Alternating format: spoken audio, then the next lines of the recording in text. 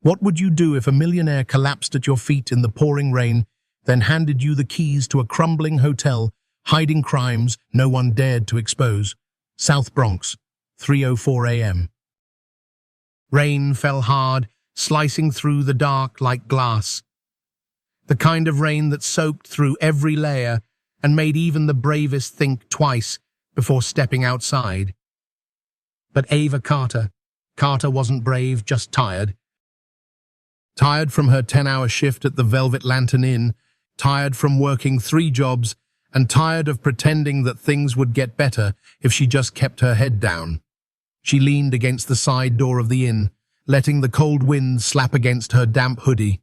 It was her quiet ritual 5 minutes to herself before heading home to her cramped apartment and the care home check-in call for her mother.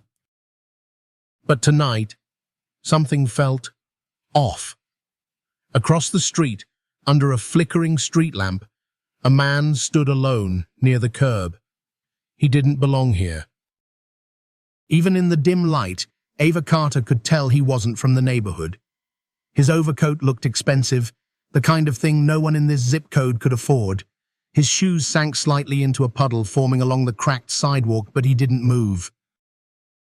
He just stood there, hunched, as if the rain itself was too heavy to bear. "You shouldn't be out here alone, sir," Ava Carter whispered, barely loud enough to hear over the storm. "Not dressed like that, like... Not in the Bronx, not at this hour." He didn't respond. And then he collapsed.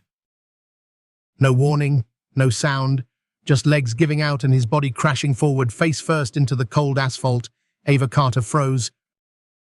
Across the street, 2 men in hooded jackets leaned against the shuttered door of an old liquor store. One of them nudged the other, eyes fixed on the fallen man. The look wasn't concern, it was opportunity. They stepped off the curb. Ava Carter didn't wait to see what would happen next. She darted into the street, the rain slapping against her face as she splashed through the gutter toward the man. "Sir! Hey!" she called out, her heart pounding louder than her footsteps. Kneeling beside him, she saw his face up close for the first time. Mid-50s, well-groomed, trim beard. His hair, wet and clinging to his forehead, didn't match the street he was lying on. A luxury watch gleamed faintly under the streetlight, and his leather wallet had landed just a foot away. She didn't have time to think. The 2 men were closing in, now only a dozen steps away. "Nope," she muttered, jaw set.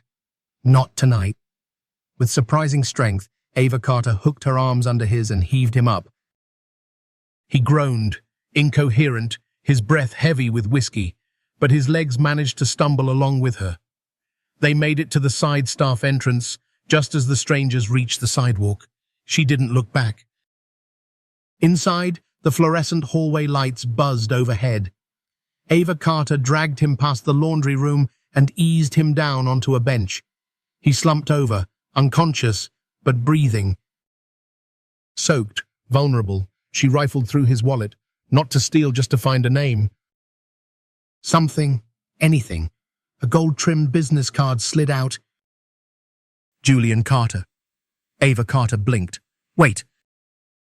"That Julian Carter?" she called out to the front desk. "Logan, you still here?" Logan Pierce, the night clerk, appeared, rubbing sleep from his eyes. "Yeah, what's holy crap," he whispered, taking one look at the man on the bench. "That's him. That's really him. The billionaire. The investor.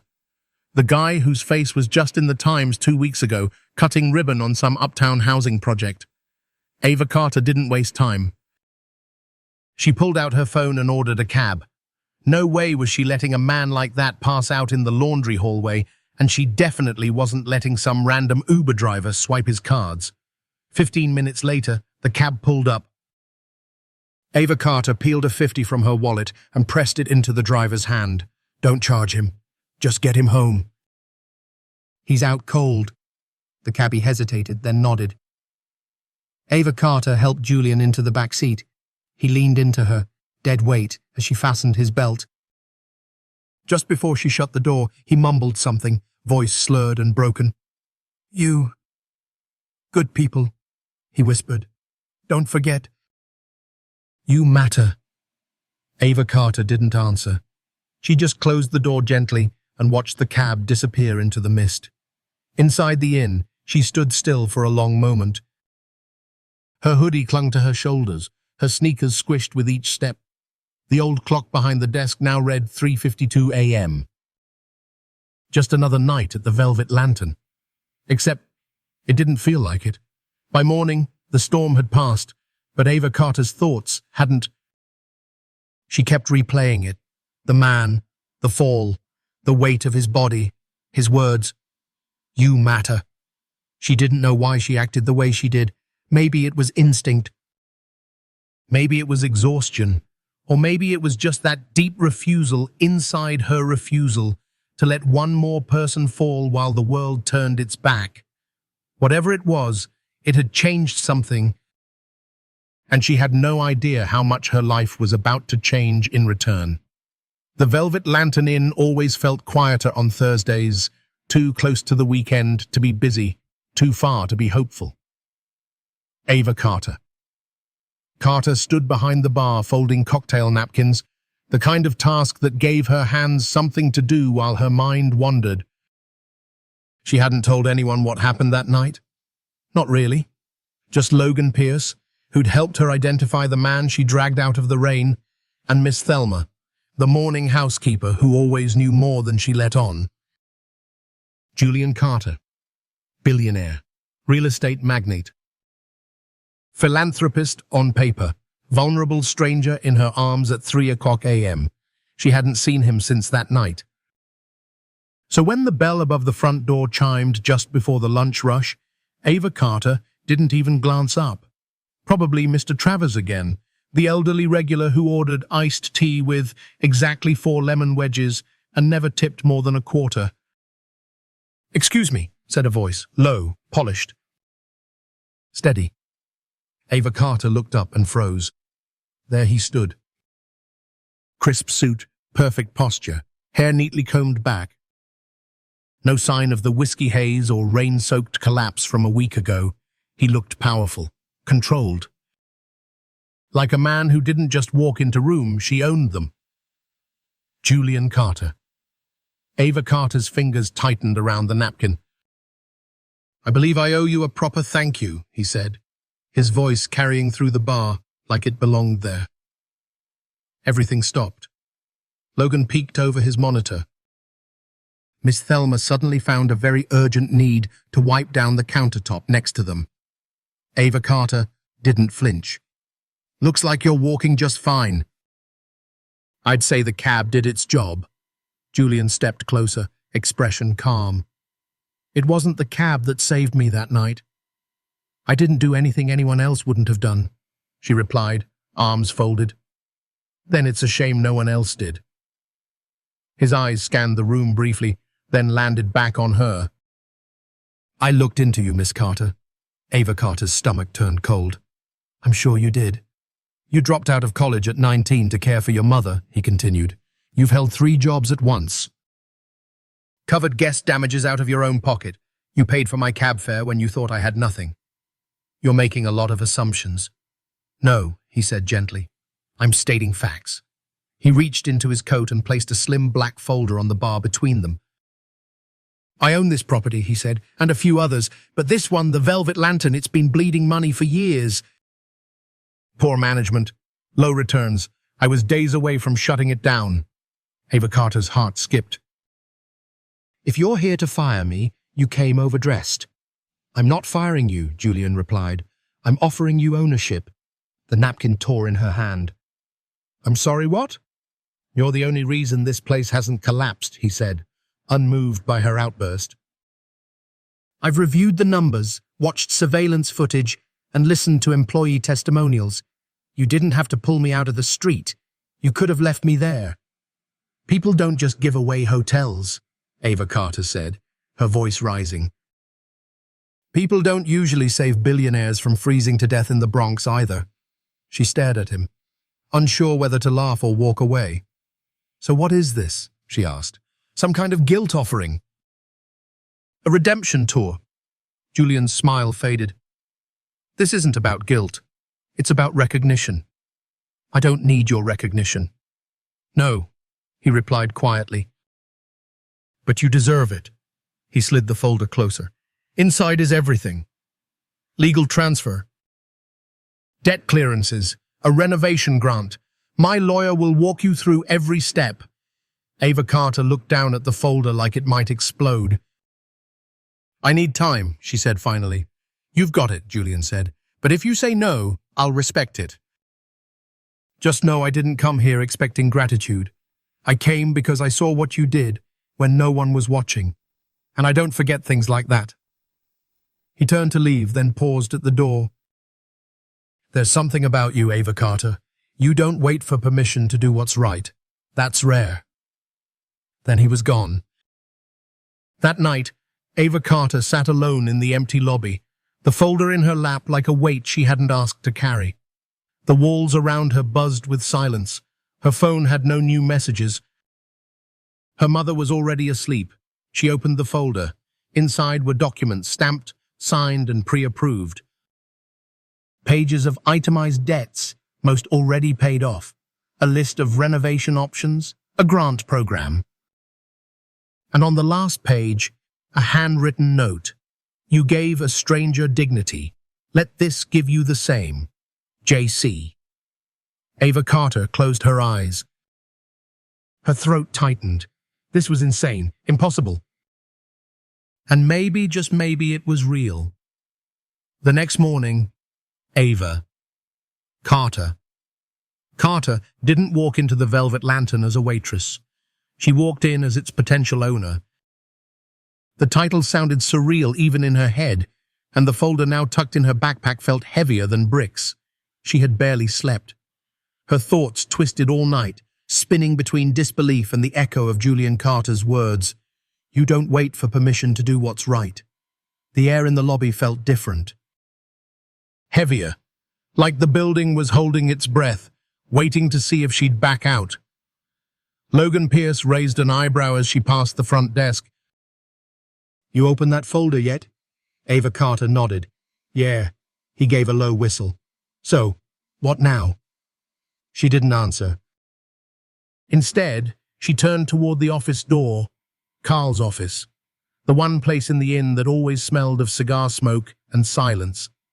She had only seen the inside once, when Carl, the now disgraced manager, stormed out shouting about a linen shortage, but now the door belonged to her. She turned the knob and stepped in.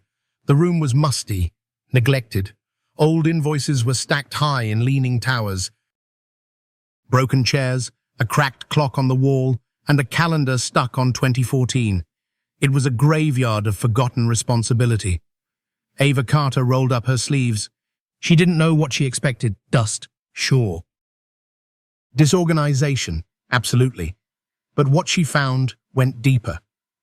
By noon, she'd uncovered vendor invoices that didn't match any deliveries. Phone numbers that rang dead, and worse, company names that didn't seem to exist at all. One stood out, Elmdridge Cleaning Company. Thousands billed over the last year, yet no employee had ever seen them.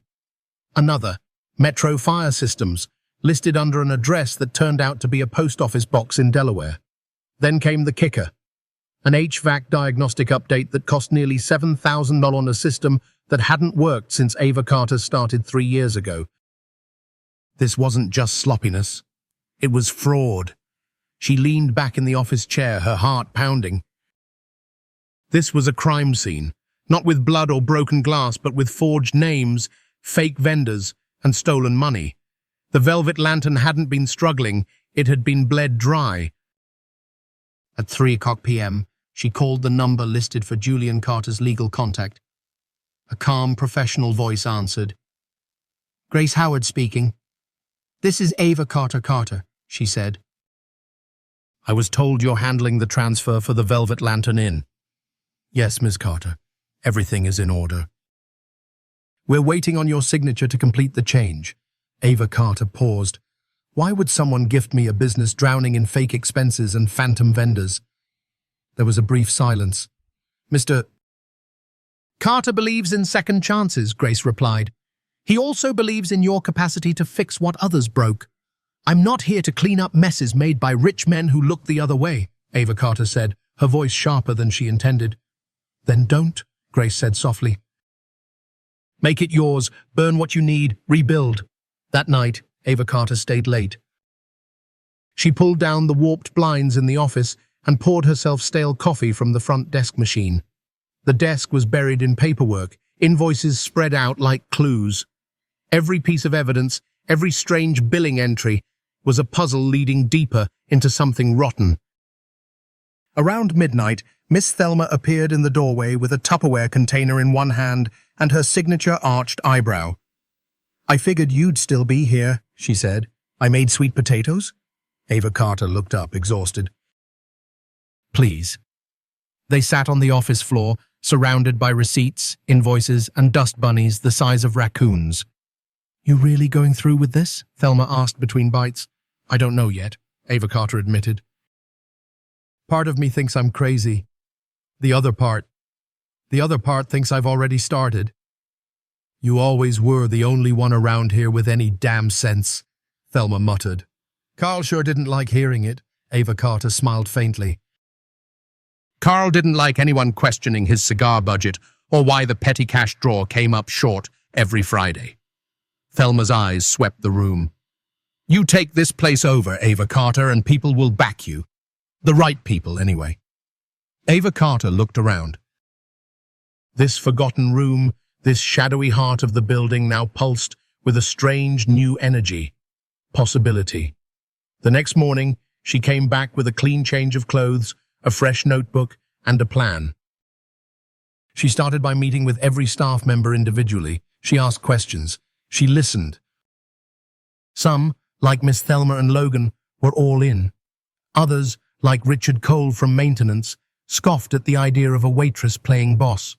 But Ava Carter didn't flinch. On Friday morning, she posted a notice on the bulletin board in the employee break room, a single sheet of paper, printed in bold. Effective immediately, the Velvet Lantern Inn is under new ownership. We rebuild from the inside out. If you're in, I'll see you Monday at 9 o'clock a.m. If not, I wish you well. Ava Carter. Carter. She barely slept that weekend. Monday, 8:57 a.m. Ava Carter stood at the front desk, gripping a clipboard and a fresh pot of coffee like armor. Her pulse thudded in her ears. At 9 o'clock, Miss Thelma arrived, faded sneakers, new lipstick. At 9:02, Logan walked in with 3 printed spreadsheets. At 9:05, Danielle Brooks from housekeeping slipped in quietly, nodded once and took a seat. By 9:15, 12 employees had returned. Ava Carter stood in front of them all, heart pounding. I'm not a CEO, she began. I'm not a miracle worker, but I'm here. And if we build this place right, none of us will have to go home ashamed anymore. Silence. Then one clap, then another, the room filled with applause, not loud, not forced, but real. And for the first time in days, Ava Carter exhaled. The rebuild had begun. By the end of her first week as owner of the Velvet Lantern, Ava Carter felt like she was trying to patch a sinking ship during a hurricane. Every time she fixed one problem, 3 more sprang up.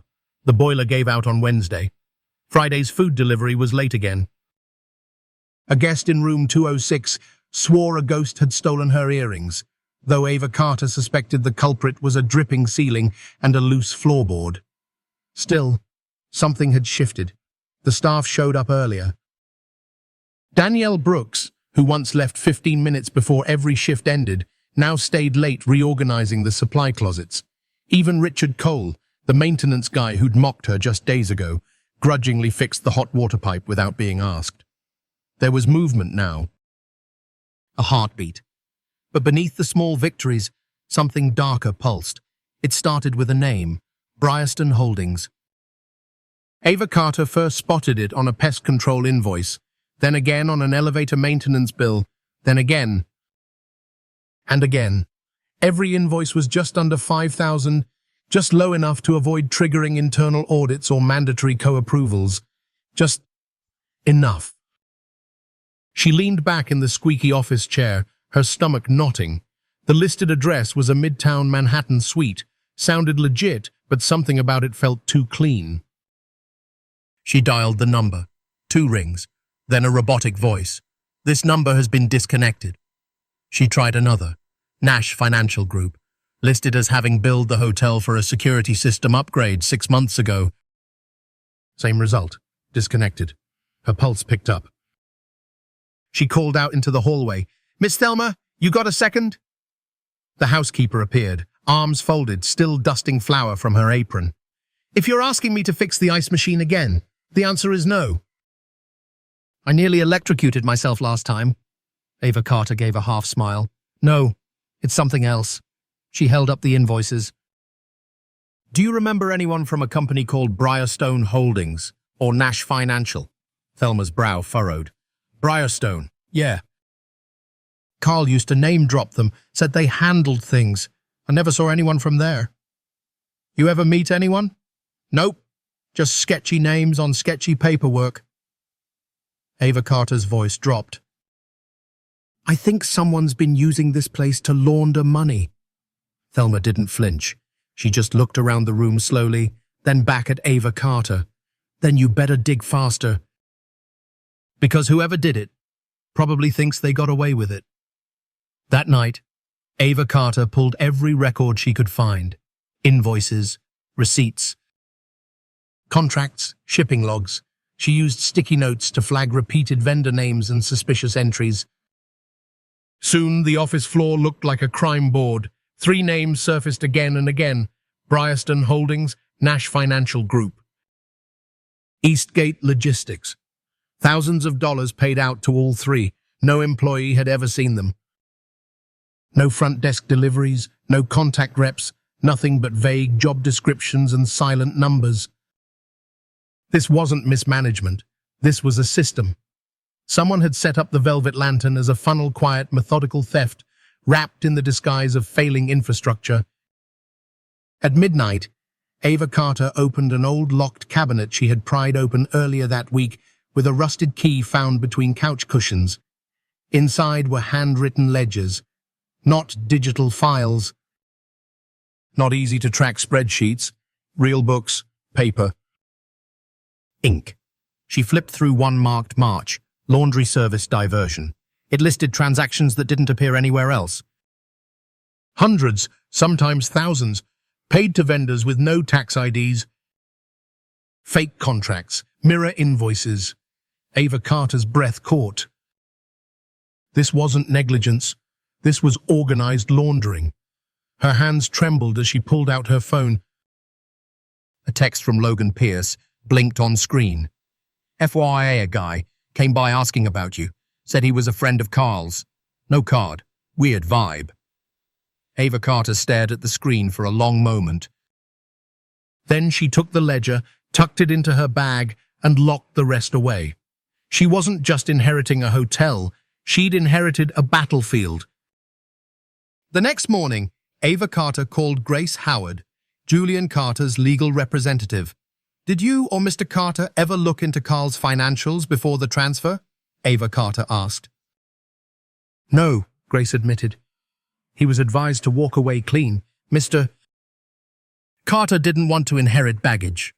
"Well," Ava Carter said, voice steady, "he might have gifted me more than a building.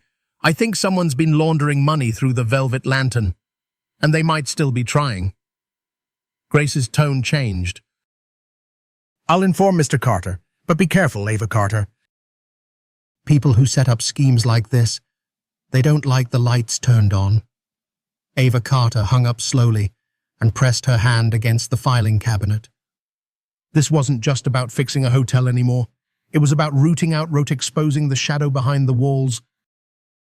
By late afternoon, Ava Carter gathered the staff in the lobby for an unscheduled meeting. The old chandelier above them flickered, but no one joked about it this time. "I need to tell you something," she began. "I think the Velvet Lantern was used for more than hospitality. Some of the vendors we've paid, they don't exist. And that money went somewhere." Silence. Danielle looked down. Richard's jaw tightened. Do you think Carl was involved, or Logan asked. I don't know, Ava Carter said. Not yet. But I do know this: if we rebuild without cleaning it out first, we're just putting fresh paint over poison. Miss Thelma spoke first. So what do you need us to do?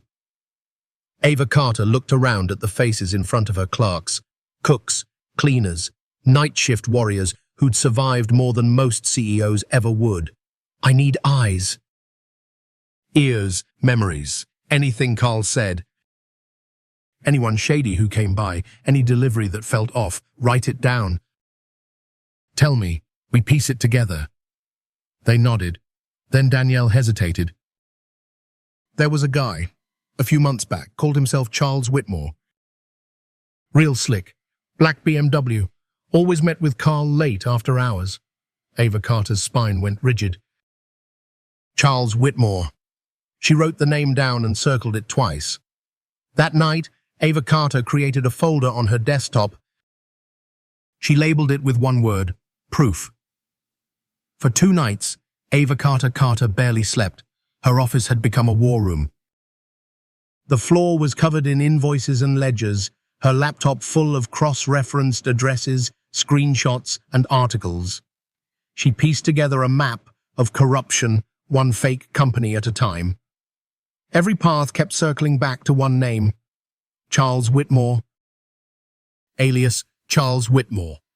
And whoever Charles was, he hadn't disappeared with Carl. His fingerprints were still on the velvet lantern on ghost vendors, fake upgrades, and phantom maintenance charges. Ava Carter was no private investigator, but she could smell manipulation and fear, the kind that settled deep in your bones. So, when the front door chimed at 9:42 p.m. on a quiet Tuesday night, Ava Carter didn't flinch, but she didn't move either. She was behind the reception desk, pretending to reorganize the reservation cards. The lobby was dimly lit. Miss Thelma had already gone home. Danielle Brooks was finishing her final sweep upstairs. Logan Pierce was in the back, running end-of-day tallies. The man who entered walked like he belonged in boardrooms, not this part of the Bronx, tall, smooth, a tailored charcoal suit, and a cologne so sharp it announced him seconds before his voice did. "Evening," he said casually. His smile never touched his eyes. "You must be Ava Carter." She stepped out from behind the desk, keeping her voice level. "We're full tonight." "That's a shame."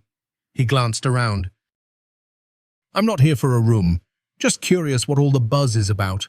He walked closer, uninvited. His shoes didn't squeak on the newly mopped floor. His presence made the air feel tighter. "You've cleaned up a bit," he said, gesturing at the walls. "Lighting's better." Softer, less interrogative. "Do I know you?"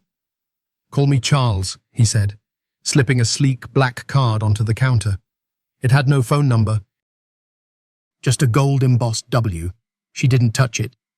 "You've been busy," Charles continued, tapping the desk gently. "Digging through files, asking questions, calling vendors who were quite happy being invisible. I'm just trying to run a hotel." "No," he said smoothly. "You're playing detective in a story you don't understand." Ava Carter didn't blink. "You're right. I don't understand why someone like you would bother showing up at all unless you had something to hide." For the first time, his jaw twitched. "Smart girl, but smart doesn't always mean safe." The air changed. Charles stood taller. Less casual, more controlled. "Walk away," he said, his voice lower now. "Enjoy your hotel, repaint the walls, serve your peach cobbler. But stop chasing shadows. You're not built for what's behind them." Ava Carter's voice was ice. "You don't scare me. You should be." Then just like that, he turned and walked out. No yelling, no threats, just quiet menace in a designer suit. Ava Carter stood still until the door chime faded. Then she moved. Fast. She stormed into the back office where Logan looked up, startled. "Everything okay?" he asked. "No," she said. "Call Miss Thelma. First thing tomorrow, change every lock. Front, back, storage. I want new keys in every hand. Logan's brow furrowed. Was that the guy? Ava Carter nodded. Charles Whitmore. He was here. His expression hardened. What did he want? To scare me. That night, Ava Carter sat at her kitchen table with the ledger in front of her and her laptop open beside it. She searched through public filings, board registrations, and vendor overlaps. By 2 a.m., the pattern emerged. Charles Whitmore wasn't just behind fake vendors, he owned them.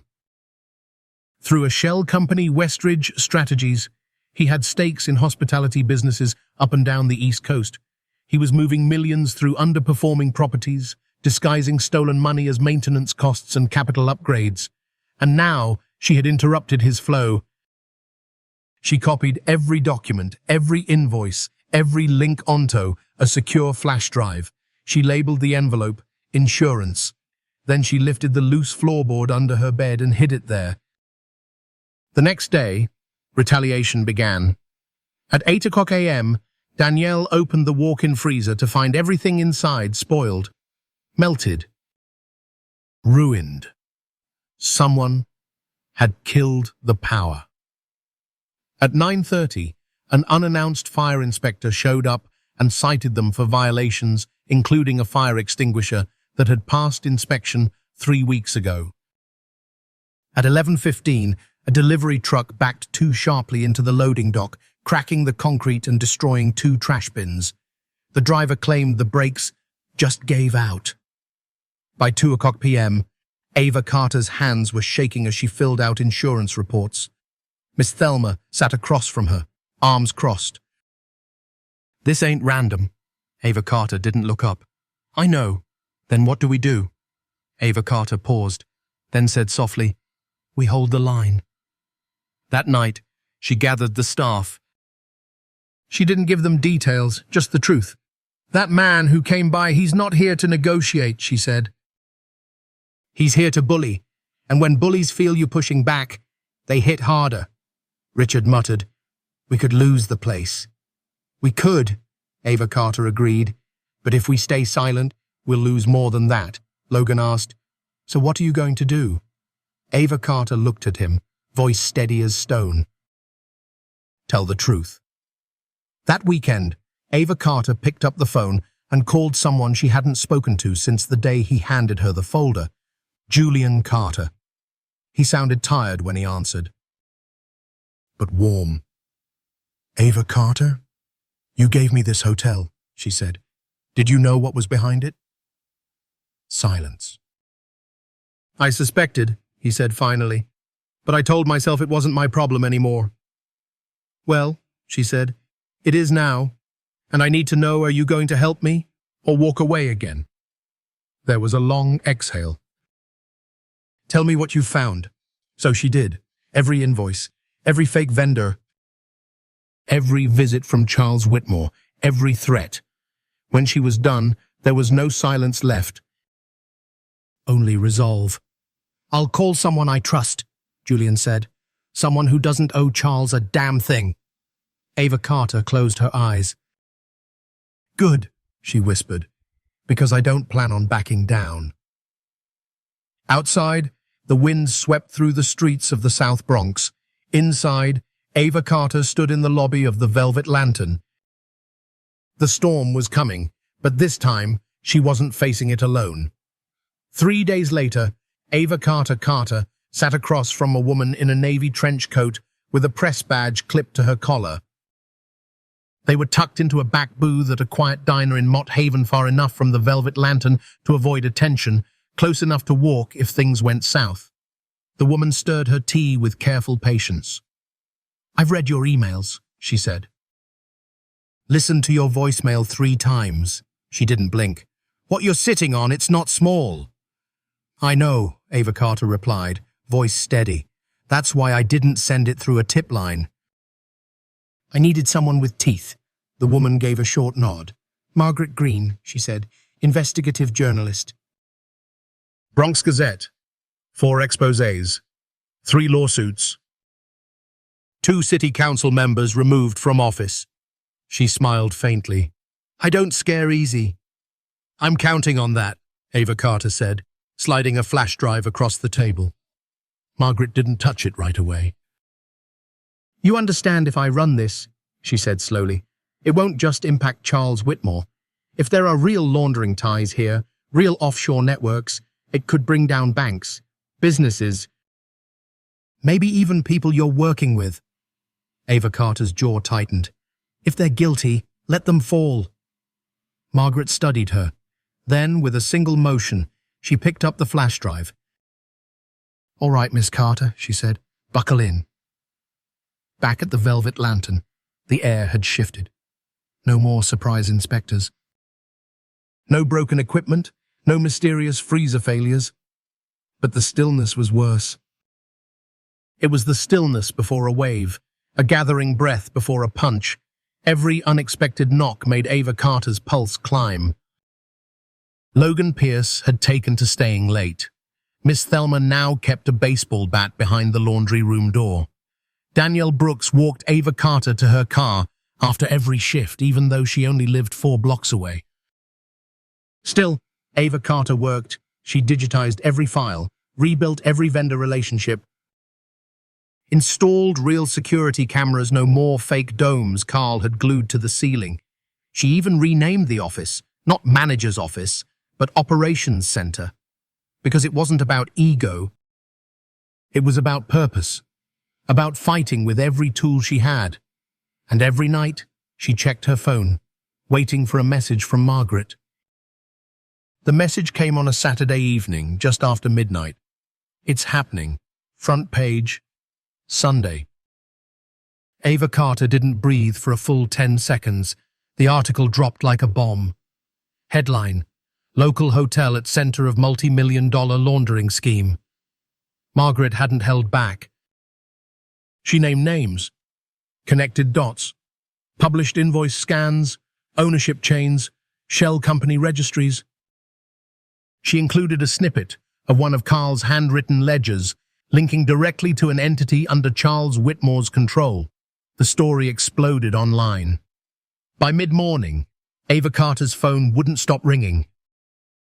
Bloggers, radio shows, former guests asking if the peach cobbler was still on the menu. And then the cops came. 2 unmarked cars pulled into the lot just after noon. Ava Carter stood behind the front desk as 2 detectives stepped inside. One flashed a badge. We'd like to speak with Miss Ava Carter Carter.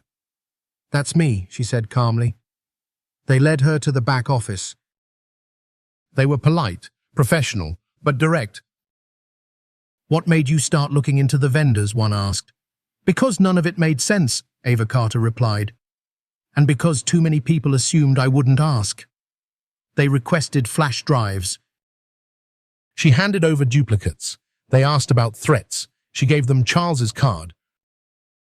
When they were done, she walked back out into the lobby, where half the staff had gathered near the windows, peeking through the curtains. I'm not in trouble, she said loud enough for everyone to hear, but the people who use this hotel to commit crimes, they are. That night, Ava Carter sat in the same diner booth with Margaret Green, nursing a decaf coffee while her body buzzed with exhausted adrenaline. You handled yourself like a pro, Margaret said. Not bad for a hotel manager, Ava Carter replied. Technically, she added with a small smile, I was a waitress 3 weeks ago. Margaret smirked. Not anymore. Ava Carter stared out the window. I didn't sign up for this, she said. I just wanted a safe place to work, a place my mom could be proud to visit. Margaret's voice was quiet but firm. Nobody signs up. But when the moment finds you, you either stand up or let it pass. Ava Carter thought about that all the way home. The sky was clear that night. No sirens. No strange cars. Just the hum of the city catching its breath. Ava Carter paused in front of the Velvet Lantern.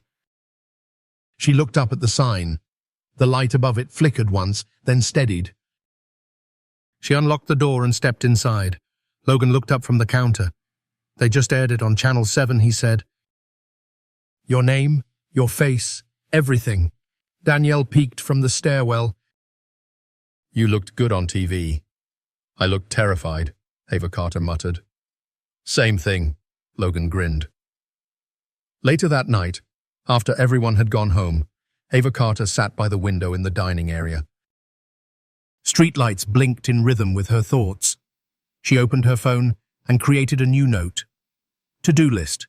Tomorrow. Start legal process to rebrand the hotel. Create hiring ad for security officer. Order. New outdoor sign. Call. Mum. Breathe.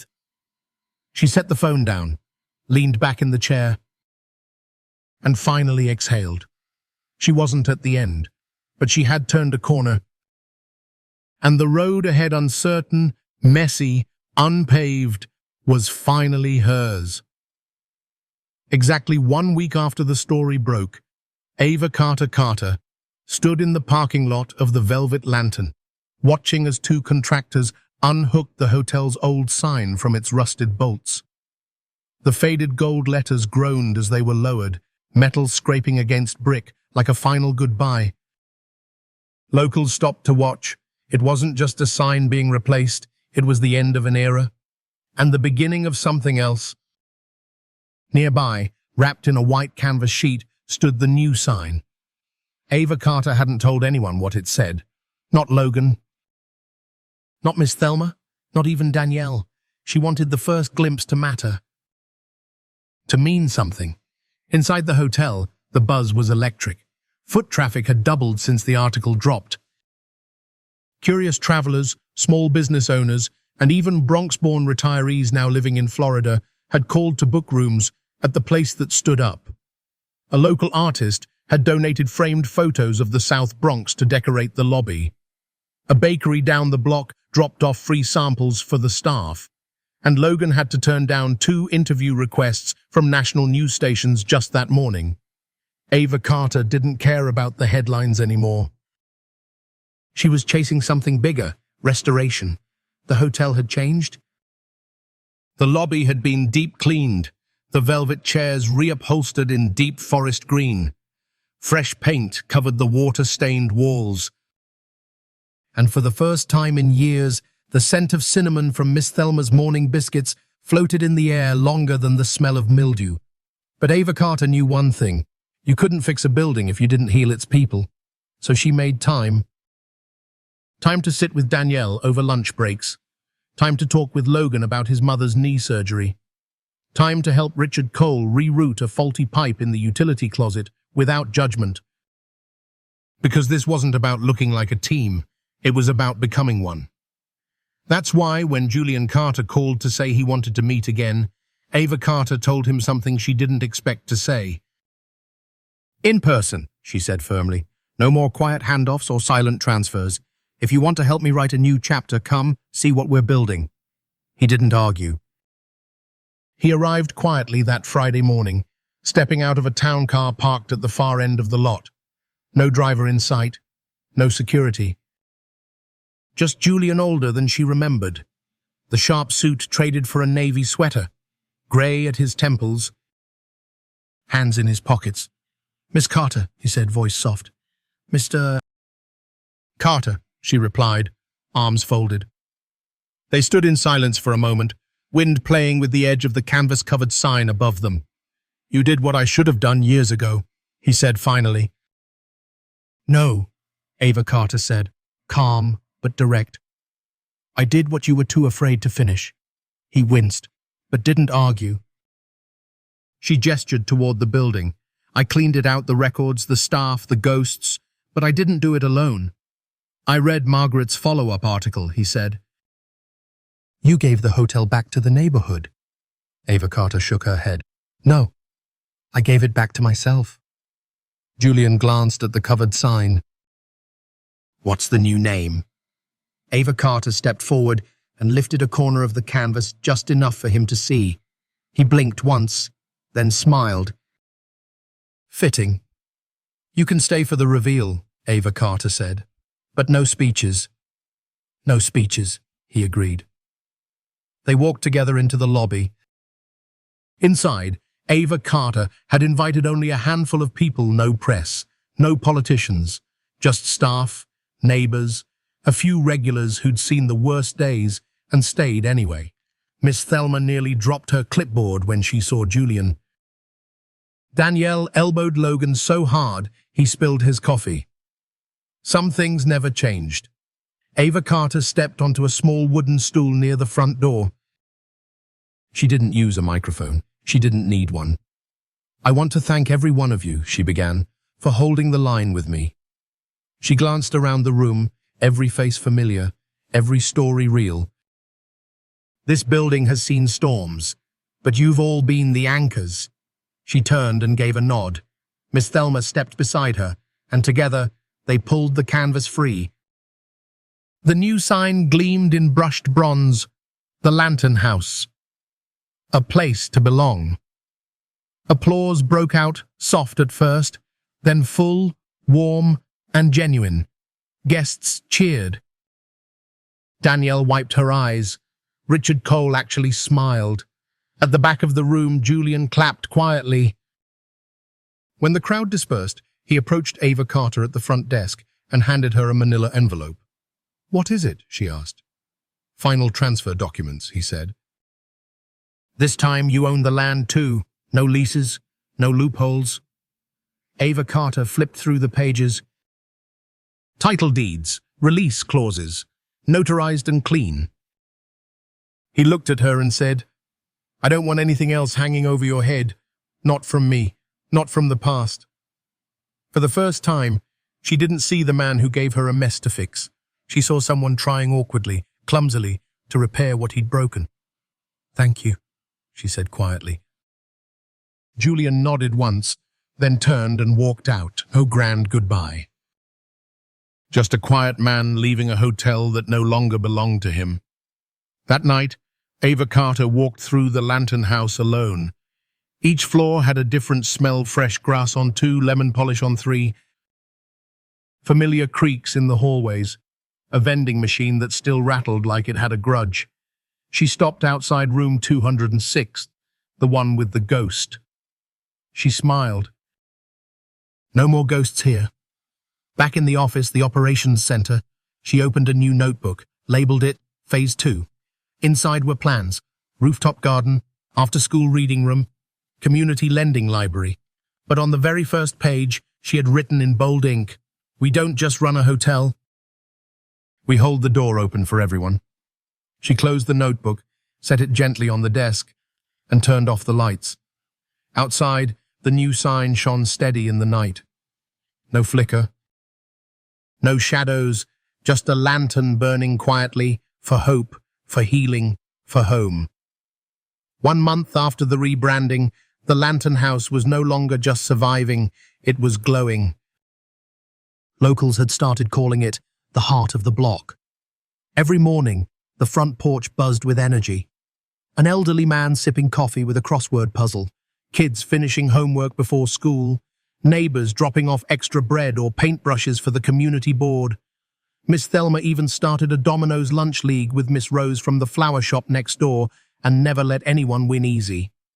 Inside, the smell of fresh polish mingled with cinnamon and lemonwood. The lobby had rhythm now music, motion, purpose. Danielle Brooks's brother, newly returned from college, had helped install surround speakers.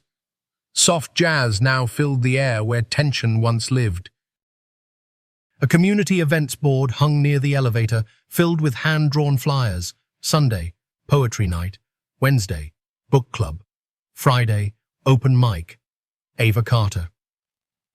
Carter stood in the center of it all on a crisp Saturday morning, holding a coffee she hadn't had a chance to drink. Across the lobby, a little boy dropped 2 quarters into the snack machine, then spun around grinning as it whirred to life.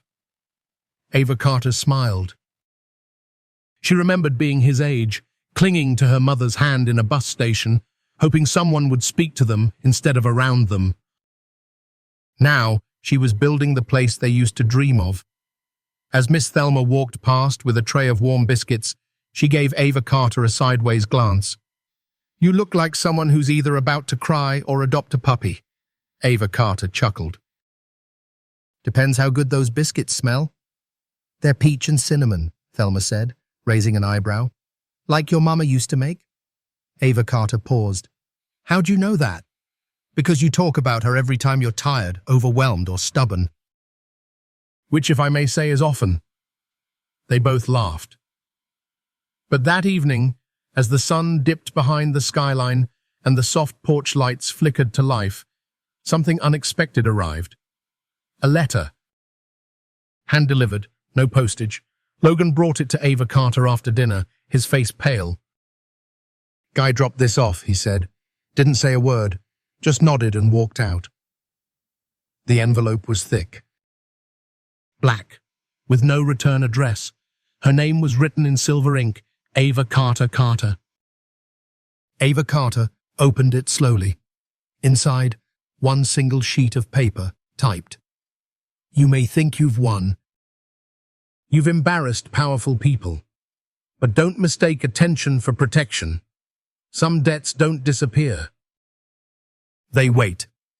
No name, no signature. Ava Carter sat down, letting the weight of the words settle. Her fingers trembled, not from fear, but clarity. It had been too quiet. And now the silence had spoken. She didn't cry. She didn't panic. She stood up, walked to the operations center, and unlocked the hidden compartment beneath the bottom drawer. Inside were her files, every ledger, every scan, every invoice. She opened a new folder, labeled it Threats. Then she picked up her phone and dialed. Margaret, she said when the journalist answered, I think someone's still watching. The next morning, Margaret Green arrived at the Lantern House before breakfast, trench coat still damp from the morning drizzle. She read the letter twice, lips pressed into a line. Standard intimidation language, she said, but real. I won't flinch, Ava Carter said. Margaret studied her for a moment. You know you're not obligated to keep pushing. You exposed them. The police made arrests. You've already done more than most. Ava Carter didn't hesitate. And yet someone still thinks they can silence me. Margaret nodded slowly. Then we go louder. That week, Margaret published a third article. Not about crime, not about laundering, but about Ava Carter, front page headline, The Woman Who Turned a Hotel into a Haven. It told the story, not of corruption but of healing, of a woman who picked up broken pieces and built a new whole, of staff who stayed, of children dancing in the lobby on weekends, of seniors laughing over bingo in the old ballroom, of neighbors rediscovering community in the most unexpected place. The article went viral. But more importantly, it went local. Donations began trickling in, letters too, from old Bronx residents now living in other states, from alumni of the nearby high school, from a retired judge who grew up 5 blocks away and sent a handwritten note for the woman who reminded this block of its worth. Even Ava Carter's inbox filled with office artists wanting to paint murals, chefs offering weekend pop-ups, non-profits hoping to host workshops. In the center of it all was Ava Carter. Steady, humble, determined. But Ava Carter didn't let her guard down. She added motion detection lights around the building's perimeter, partnered with a local safety patrol for night watch, and, at Logan's suggestion, began taking self-defense classes every weekend, not out of fear, but to feel grounded. The Lantern House might be brighter now, but shadows had long memories. One evening, after the last guest had checked in, Ava Carter stepped outside with a mug of chamomile tea and sat on the front steps. The breeze was soft. The block was quiet, just the hum of crickets and the occasional roll of a passing car. Across the street, a mother pushed a stroller and nodded politely. Ava Carter nodded back. Then another car pulled up. Tinted windows, black paint, slow crawl. Her spine straightened. The rear door opened, and an elderly woman stepped out, silver hair. Cane, elegant coat, eyes sharp but kind. She moved slowly toward the steps. You must be Ava Carter, the woman said, her voice clear. I am, Ava Carter replied, standing. My name is Vanessa Blake. I'm Charles Whitmore's mother. Silence. Ava Carter's breath caught. I'm not here to defend him, Vanessa said softly. He made choices, but I read what you've done.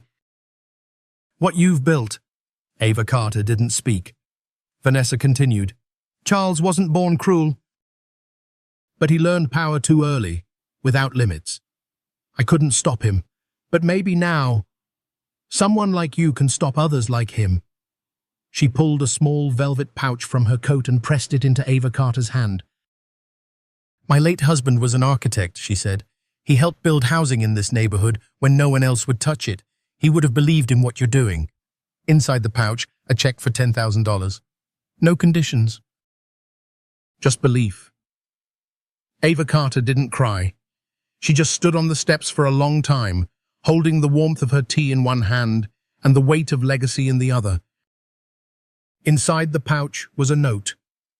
To rebuild is harder than to destroy, but in your hands, I believe it will last.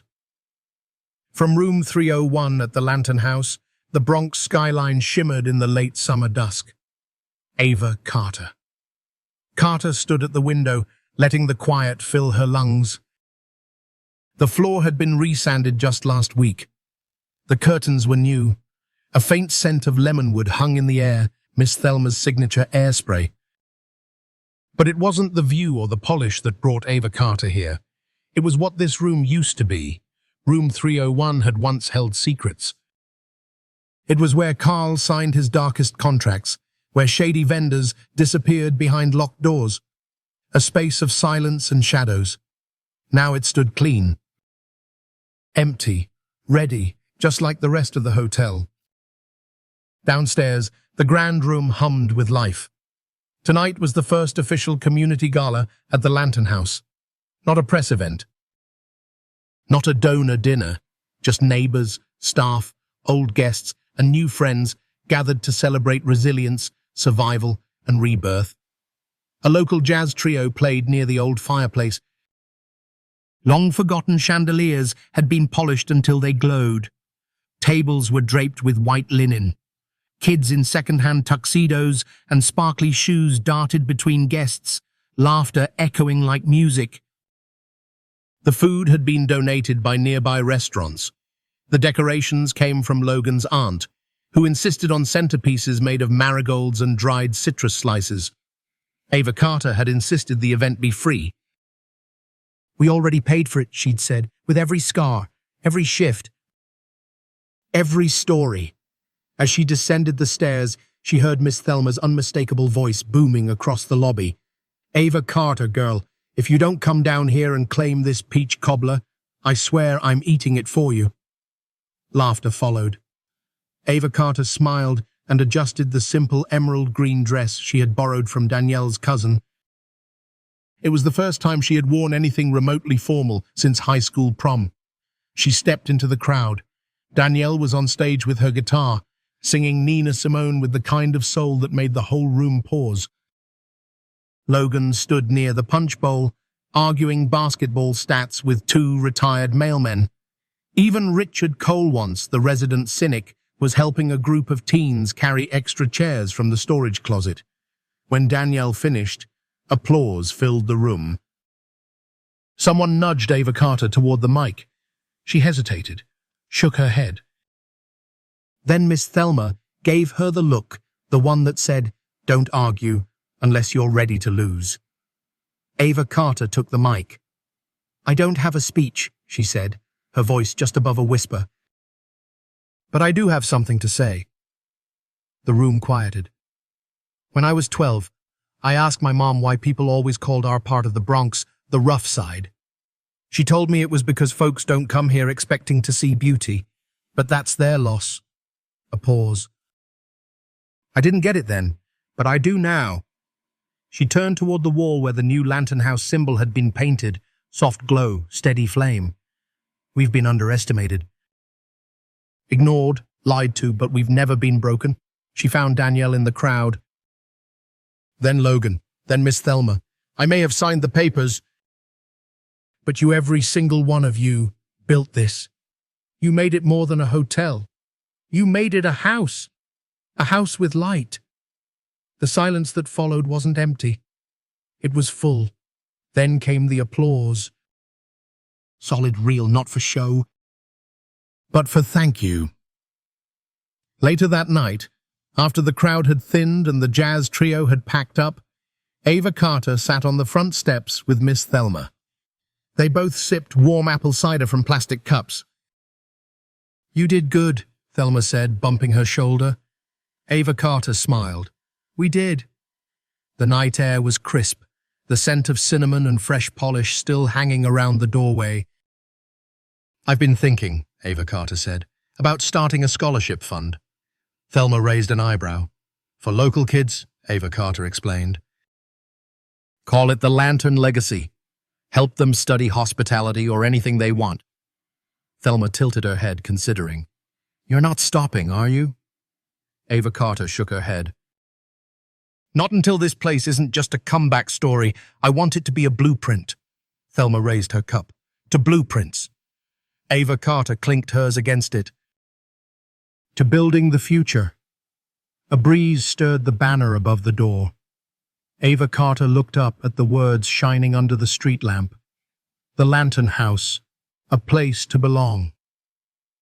Across the street, a car passed slowly, its driver nodding politely. From a second-story apartment window, a child waved. Ava Carter waved back. She didn't know what tomorrow would bring. More joy, more letters, maybe even more threats. But she knew this much. Whatever came next, she was ready. Because the Lantern House wasn't just hers anymore. It belonged to everyone who believed in second chances. And it would keep burning quietly, fiercely, unshakably, a light for the weary, a promise in the dark, a legacy in the making. Weeks had passed since the gala, but the Lantern House hadn't slowed down. If anything, it had bloomed. The lobby no longer felt like a waiting room for a broken building, it felt like a living room for a neighborhood. Every corner buzzed with something human, laughter, music, footsteps, stories. And Ava Carter Carteron's a waitress no one noticed had become the quiet engine behind it all. She didn't chase headlines.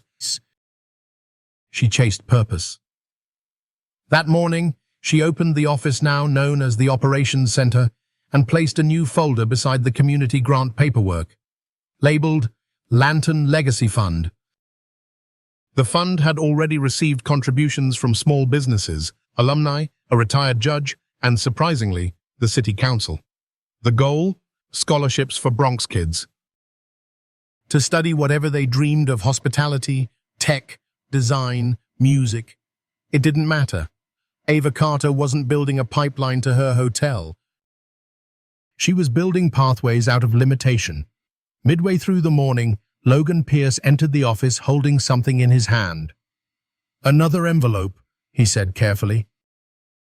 "Dropped off anonymously." Ava Carter's stomach knotted. "Black?" she asked. He shook his head. "White, handwritten, no threats?" "Just this." He handed it to her and stepped back. Ava Carter opened it slowly. Inside was a single sheet of paper, old, yellowed, typed with a vintage font. It was a vendor invoice from over 10 years ago, signed by Carl, stamped with the letterhead of a company Ava Carter had flagged long ago, Brierston Holdings. And below it, a note in messy cursive. "They were doing it long before you got here, but you were the first to say something." No signature, no name. Just one truth. She hadn't just uncovered a recent scheme, she had interrupted a decade-long system. That night, after closing the front desk, Ava Carter went upstairs to room 301 again. The view was the same. Bronx skyline, glimmering like a constellation made of resilience. She stood there, holding the note, letting the weight of it settle in her chest. She didn't feel proud. She felt responsible. Downstairs, the hotel buzzed with quiet nighttime rhythm. Danielle Brooks was hosting Friday open mic. A high schooler was reciting a poem about his mother's second job. Miss Thelma stood near the back, wiping away tears discreetly with a napkin. Even Richard Cole had joined the audience, clapping louder than anyone. Ava Carter stepped into the room just as the final applause died down. Danielle spotted her and gestured for her to come forward. Ava Carter shook her head. But this time, the crowd didn't accept no.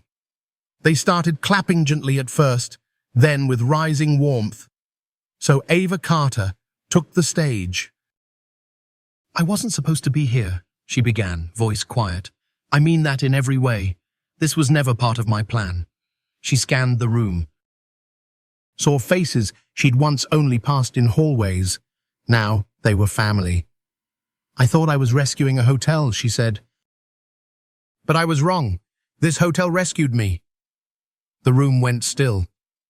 "You showed me that buildings don't heal people. People heal buildings.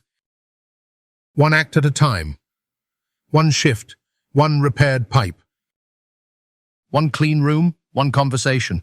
A pause. "I didn't build the Lantern House." "We did, and what we've built isn't just shelter, it's legacy." Soft applause followed. Ava Carter looked over at Miss Thelma, Logan, Danielle, even Richard, and smiled. "We don't shine because someone gave us permission. We shine because someone tried to dim us and we said no." The room erupted, not in noise, but in truth. Later that night, long after the guests had gone and the final lights had dimmed, Ava Carter sat on the front steps of the Lantern House once again. This time she was alone. No cameras, no letters. Just the night, the breeze and the light. She looked up at the sign overhead, its soft bronze glow now as familiar as her own reflection. The Lantern House. A place to belong. Across the street, a teenager on a skateboard passed by and gave a little salute. Ava Carter returned it with a smile. She didn't know his name, but she hoped one day he'd walk through her door, not because he needed help, but because he knew he was welcome. Inside the office, a new to-do list sat on her desk. Next steps: finish grant paperwork. Interview. New front desk. Trainee. Order fresh flowers for the lobby. Schedule storytelling night. Check on Mum. And at the bottom, Ava Carter had scribbled one more item smaller, almost like a whisper. 6. Let yourself rest. As she stepped back inside, the hotel sighed around her, walls settling, floors creaking, radiators humming. It was alive, not because it was perfect, but because it had been fought for. It had been loved, and it had been claimed by people who once thought they had nothing to claim. Ava Carter walked through the lobby one last time before turning in. She paused by the front desk, ran her hand along the smooth wood, then whispered to no one and everyone, "We're just getting started." And with that, she turned off the lights. The lantern stayed lit. Life has a way of hiding its most powerful transformations in the quietest places. In the Lantern House, we're reminded that true change often begins not with wealth, but with courage. A waitress's act of kindness in the rain became the spark that uncovered corruption, revived a broken hotel, and rebuilt a community. Ava Carter. Carter didn't start with privilege or powers. She started with conviction. For older audiences, many of whom have weathered decades of hardship, this story echoes something deeper. It's never too late to stand up, to rebuild, to become a light for others.